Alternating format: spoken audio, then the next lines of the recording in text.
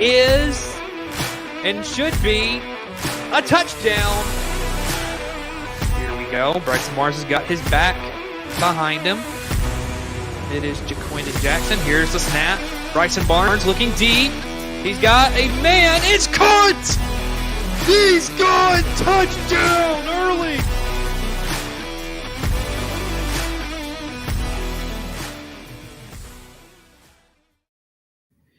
Well, good morning, everybody, and welcome to College Football Wraparound. We are here live on this Saturday morning, getting you ready for some great college football.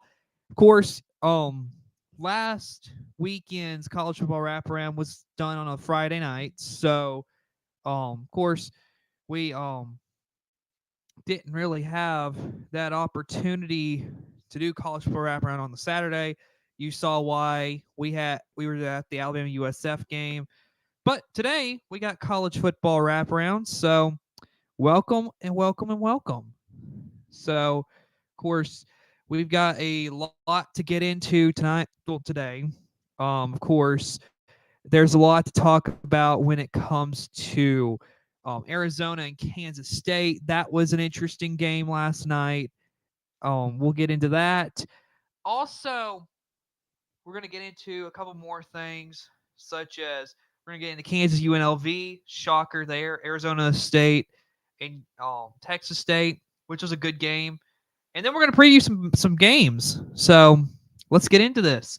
So first off, let's start out by talking about that Arizona-Kansas State ball game. It was a good game in the first half.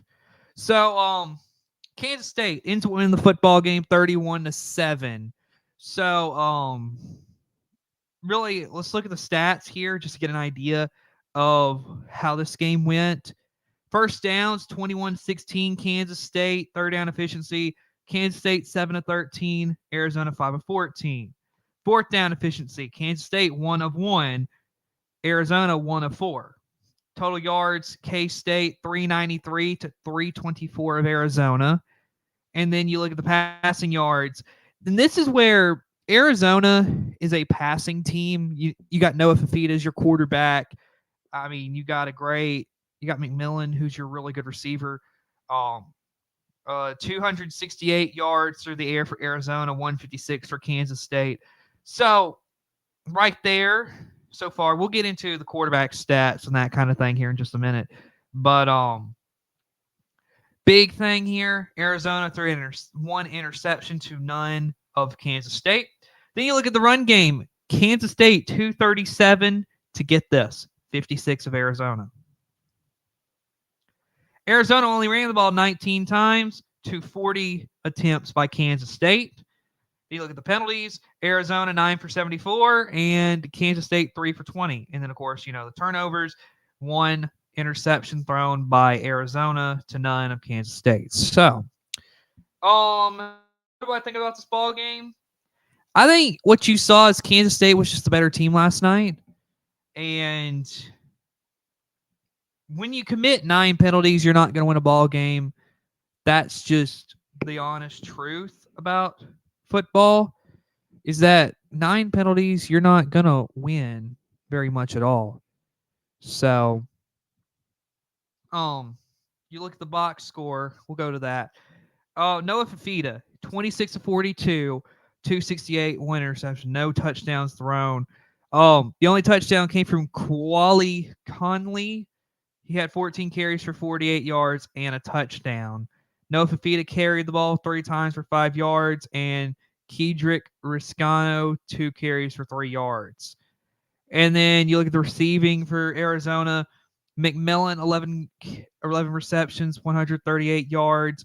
Montana Lemoyne Craig, 6 for 75. Rayshawn Luke, 2 for 19. Kedrick Riscano, 2 for 14. Chris Hunter, 1 for 12. Devin Hyatt, 1 for 6. Sam Olson, 1 for 5. Quali Conley, 1 for 2. So that's your offensive production last night for Arizona. And then you look at Kansas State. Avery Johnson, 14 of 23, 2 touchdowns off of 156 passing yards. And then Avery Johnson ran the ball himself 17 times for 110 yards.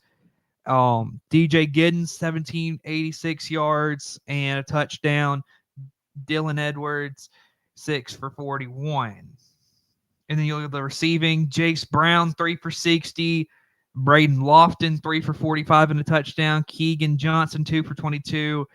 Dante Cephas, 1 for 9. Jane Jackson, 1 for 8. Will Swanson, 2 for 6. Trey Spivey, 1 for 3. And Dylan Edwards, 1 for 3. So, overall, you saw two very different contrast of play last night. Arizona, like we said, they want to throw the ball all over the field. So that, and I mean, they did that effectively. They just couldn't get in the end zone.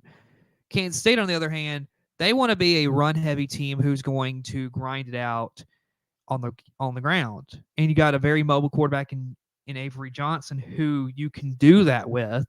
So it's very interesting for sure just to see how these guys played last night. But yeah, Kansas State, I mean, they're ranked higher than Arizona in the AP poll. So, I mean, they were expected. I mean, this is a home game. For Arizona, I'll say this. For your first game in conference in the Big 12, it's kind of a sad result if you think about it, because there was a lot of optimism for you this season, and I mean, I'm not saying they're done, but the top of the Big 12, I feel like you got Utah, who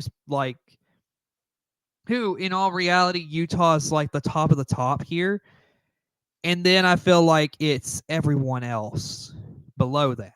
So this is going to be interesting to see how the remainder of this season goes for Arizona.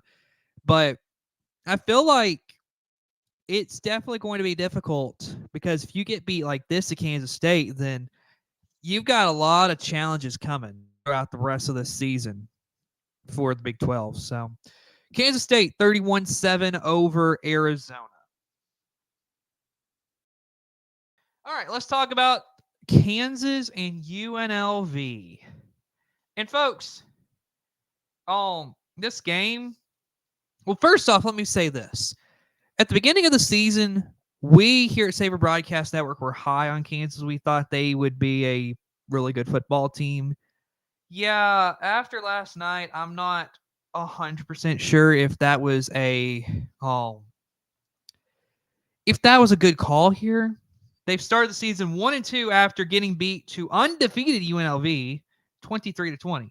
Now, granted that, and I know we don't really want to talk about this, but I got to say, there are some very interesting contenders so far for that last spot in the playoff, the guaranteed group of 5 slot into the playoff. UNLV, certainly they're in the thick of things right now. They're 3-0.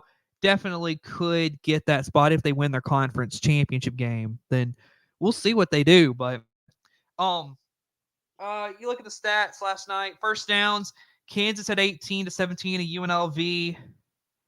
And then we look at the third down conversions. Kansas 5 of 12, UNLV 2 for 13. Fourth down conversions. Now this is huge in this game. Okay, Kansas 0 of 1, UNLV 3 for 3. Total yards throughout this game: Kansas 352 to 267 to UNLV.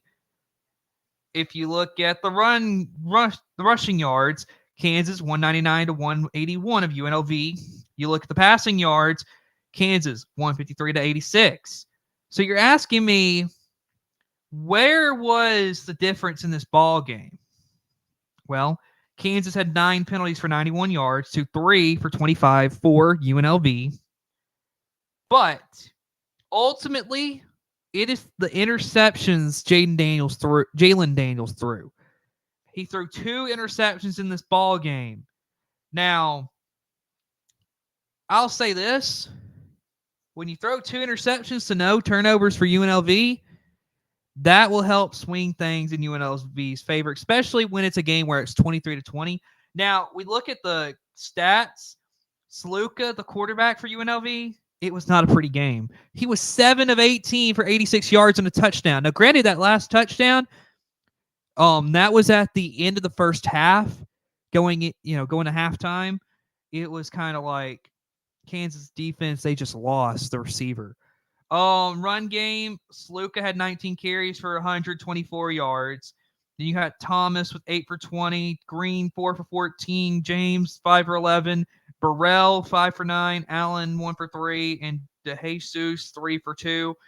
You look at the receiving yards, Bradley had 1 reception, 31 yards. Thomas had 1 for 27 and a touchdown. Kane had 1 for 18. DeJesus had 1 for 6. White the third had 3 for 4, and then so that's that for UNLV. You look at Kansas on the other hand. Jalen Daniels, 12 of 24, 153 and 2 interceptions. Their running back Neal, 23 carries, 120 yards. Jalen Daniels, 11 for 65 and 2 touchdowns. Arnold, 1 for 14. You look at the receiving yards. Arnold, 4 for 58. Neal 1 for 33, Cardell 2 for 28, Morrison 1 for 18, Casey 1 for 10, Grimm 3 for 6. So that's the stats for the game.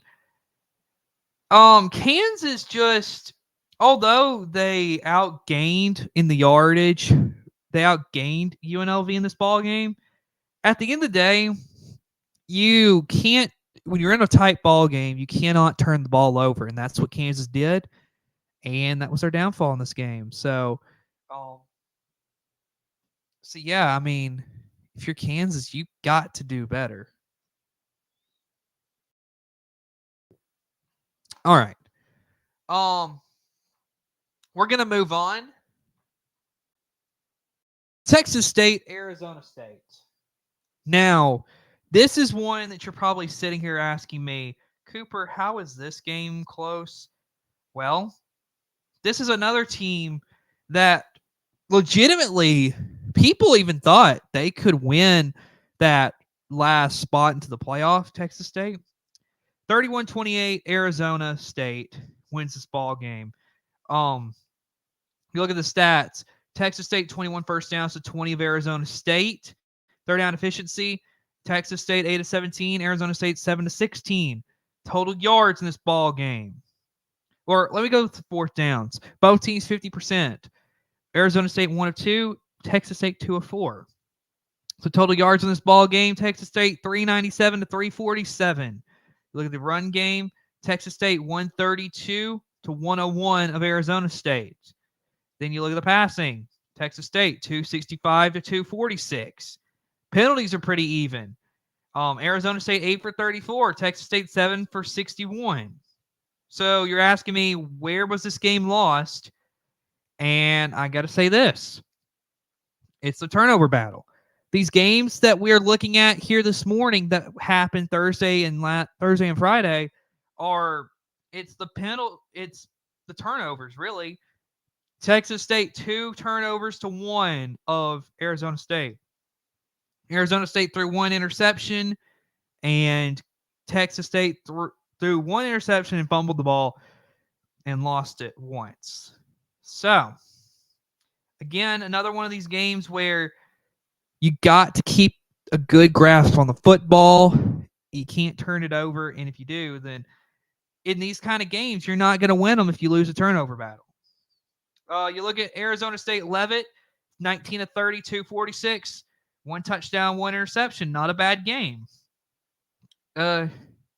Scatabo, their running back, 24 for 62 and 2 touchdowns. Leavitt, 11 for 40 and a touchdown. Smith, 1 for 14. Brown, 2 for 1. Then you look at the receiving. Tyson, 6 for 120 and a touchdown. Medier, 5 for 57. Scatabo, 3 for 21. Harpole, 1 for 17. Stovall, 2 for 15. Guillory, 1 for 14. Leavitt, 1 for 6. Brown, 1 for 2. And then that's the Arizona State. So not a terrible game. Then you look at Texas State. Jordan McLeod, 28 of 43, 265, 4 touchdowns, 1 interception. Run game, Mahdi, he had 14 for 68. McLeod, 8 for 45. Pare, 6 for 22.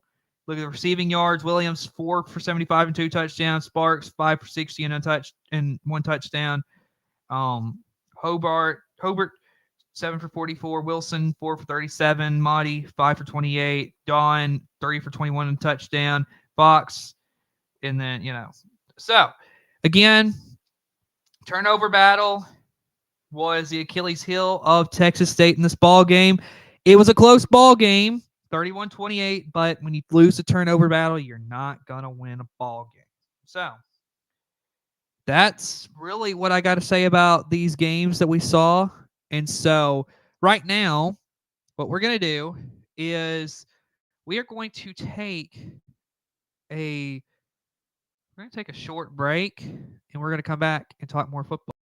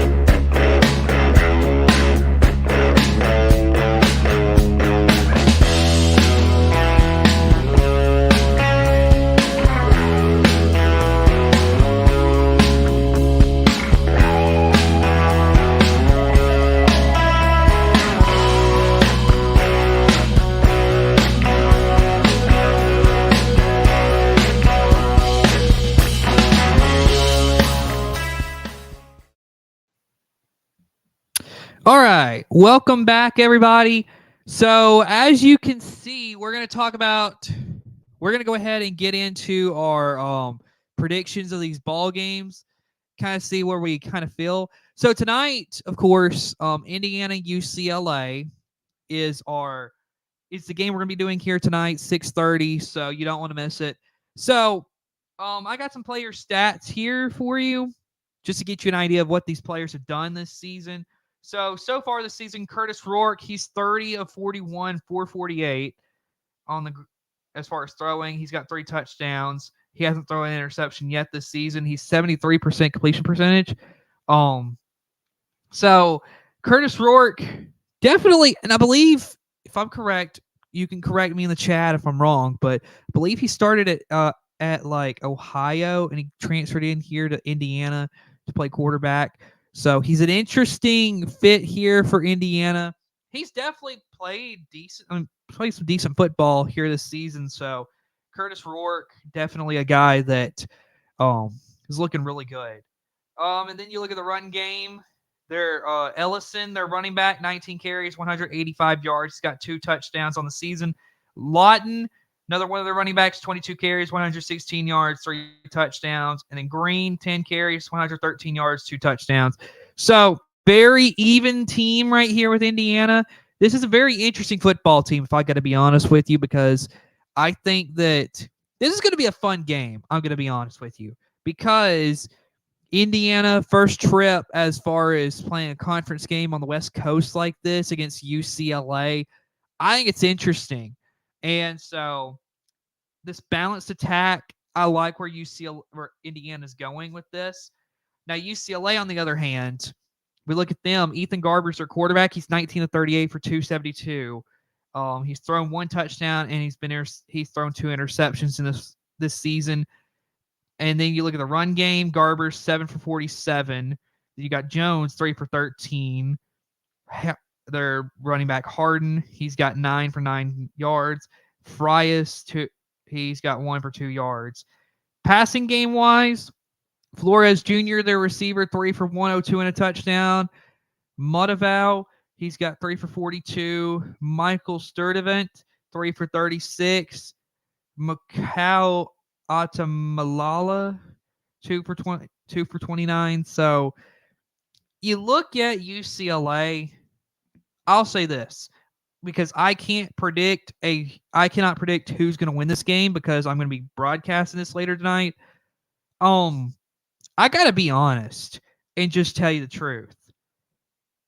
UCLA's offense does not look very great this season.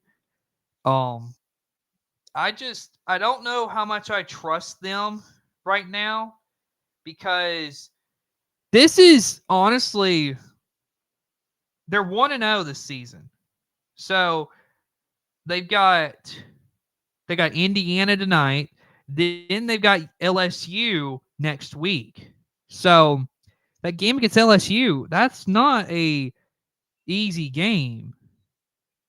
Now their game against they played against Hawaii in their first matchup. They went to Hawaii, so that's why they have such low stats. It's just because they've only played one game. Now they're gonna host Oregon in 2 weeks, and they got Penn State, they got Minnesota, Rutgers, Nebraska, Iowa, Washington, USC, and Fresno State. So this schedule for UCLA, unless you find some way to play a little bit better, this is a difficult season for UCLA, and they've only played one game this season. So, it's going to be very interesting to see how this season goes for UCLA. But tonight against Indiana, going to be a very interesting ball game. So, right now, personally speaking, without giving a game pick, I would give the edge to Indiana in this football game because I just feel they're going to play better football. Then you move on to Georgia and Kentucky. Now, Georgia is overall the number one team in the country right now. I don't know of anyone who would disagree with that. Just, being completely honest with you. Because Georgia is just, they've been playing some really good football. Carson Beck is the Heisman candidate that we've all thought he is. Then you have Kentucky. Now, last week, they played at home, and we all know how that went. They, South Carolina, they beat up on Kentucky. Now, let me look it up, but I can't fully remember what the score was from last week. But 31-6. You're at home against a South Carolina team that just looked painfully awful against Old Dominion, and you let them come into your house and beat you 31-6. That was a painful game. I don't know how else to describe it. So if you're Kentucky, now the big storyline here is the quarterback Brock Vandegrift. He was the backup for Carson Beck at Georgia. Now he's the starting quarterback at Kentucky. I think this is an interesting storyline when you look at everything and how this is going to go. That's an interesting storyline because just because Kentucky laid an egg against South Carolina does not mean this game is going to be an easy cakewalk for Georgia. Georgia knows this because Georgia's got Kirby Smart as their head coach. Kirby Smart, Saban protege. And if there's one thing that Saban preached that I think Kirby's preaching to his team right now is this. No game is a gimme, okay? You can't just expect to cakewalk somebody. So, if you're Georgia, this is going to be a very tough game. Where in the sense of you've got to make sure that you take care of business. So, this one's going to be a very interesting ball game tonight, 6:30. So just expect just a really good football game tonight from this one. But the question, the side of the field that I want to see is that Kentucky offense against the Georgia defense. I think that's going to be a lot of fun to watch here tonight. All right. Then you've got Alabama and Wisconsin coming up at the top of the hour. Alabama. Now I've talked about them previously. Um, yeah, they've got issues when it comes to just not playing great football these first 2 weeks. Now, information I just heard, like breaking news for Alabama, Caden Proctor will be playing against Wisconsin. So that's huge for that offensive line for Alabama. So I would definitely right now, if you are looking at this from a Bama fan standpoint, this is looking good for you because offensive line was one of the big issues against South Florida, and really, even though you cakewalked Western Kentucky, still offensive line was kind of rough against Western Kentucky. So that's something to keep in mind. Wisconsin, on the other hand, um, they've had two very close games with some inferior competition compared to Wisconsin.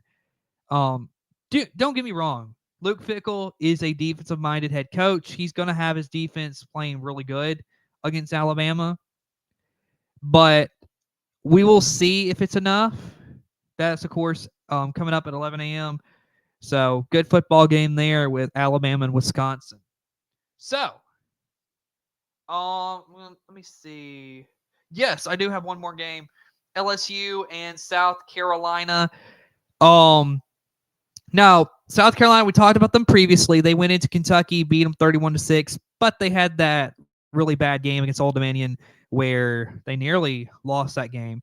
But positive note, they are 2-0, whereas LSU is 1-1. They played a very close game against USC, lost that in Vegas, and then came home and I wouldn't say played the most inspired football against Nichols.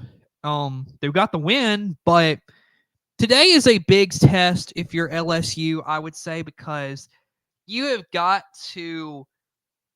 I feel like if you're LSU, this has got to be your game where you got to be like, this is our get right game. We've got to play better. We cannot expect the other team to hand us a game. We've got to close it out when it's close, and we've got to really play good defense and play good offense, which they're capable of doing.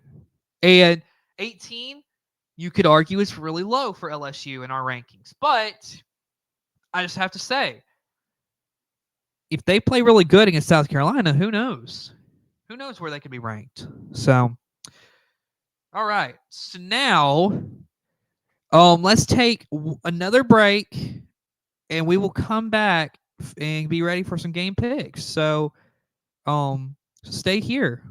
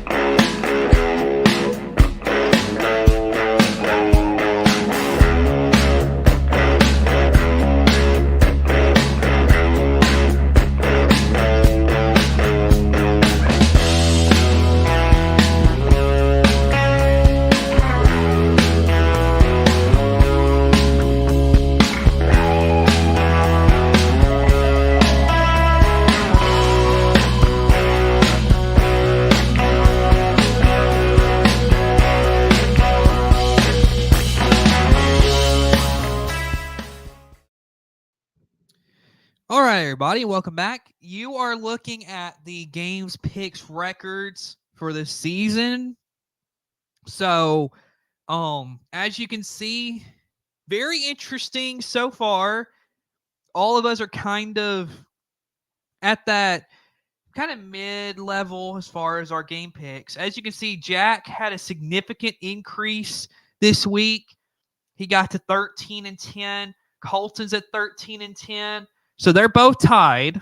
I slid a little bit. I'm at 11-10. Of course, we'll see how I do. Of course, there's been because of the game broadcasts I've done, there's been a couple of games where I have not been able to pick. And then viewers are falling behind. They're at 10 and 11. So let's look at we're gonna look at the game picks. So um and last night I will, and of course, Wednesday, I will update you because Colton and Jack, they're not able to join me right now. So, I will update you on their game picks Wednesday. Um, so we'll get that, or we'll update you next Saturday on how they do. But, um, so one of the games that, um, so our game of the week, which ended up not being that great. Um, Arizona, Kansas State. Viewers had Arizona in this ball game, which I'm not gonna lie, I had Arizona as well. They lost pretty bad to Kansas State, so that's a loss. That I did not add in to our games picks. So that'll be added in next Saturday. And then, so now we get into the game picks for today. And so we begin with Texas A&M and Florida. Now, this is going to be a fun ball game. Texas A&M right now, we still got them ranked. Florida is interesting because you got Graham Mertz and DJ Lagway kind of in this quarterback situation to see who's going to be the quarterback. And so it's definitely an interesting competition going on there in Gainesville. Our voters right now have Florida winning this ball game over Texas A&M, which is kind of a shocker because A&M, to me at least, I'm going A&M because I think A&M is a better football team, even though they're going on the road at Florida. I'm still taking Texas A&M. This is a 2:30 game, by the way. Then you got Oregon and Oregon State, which is interesting. It's a little bit earlier in the season because of, Oregon left for the Big Ten. Oregon State stayed in the Pac-12, which now, as you remember me talking about Wednesday night, or actually Thursday night, Oregon State Oregon State and Washington State really has won that deal with getting 4 new teams coming in. They still got to find 2 schools, but you can go back and watch that video later if you want to. Our viewers 100% got Oregon. I just have to differ from the viewers here.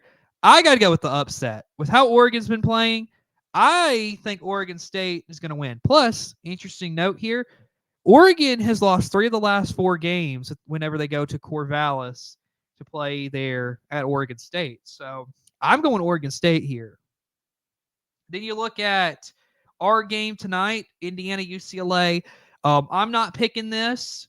Our viewers have 75% UCLA. So interesting there. Then you look at Georgia and Kentucky. So the viewers have 100% Georgia. I would agree with the view. Georgia's going to win this ball game. I don't think it's going to be close, even though, like I told you in my preview, Georgia cannot overlook this game because any game is going to be, it could be a surprising Kentucky win for this one. So, just don't look past Kentucky, but I'm still going Georgia. Then later today, Ole Miss, Wake Forest, which is an interesting ball game here. Our viewers have 100% Ole Miss in this ball game.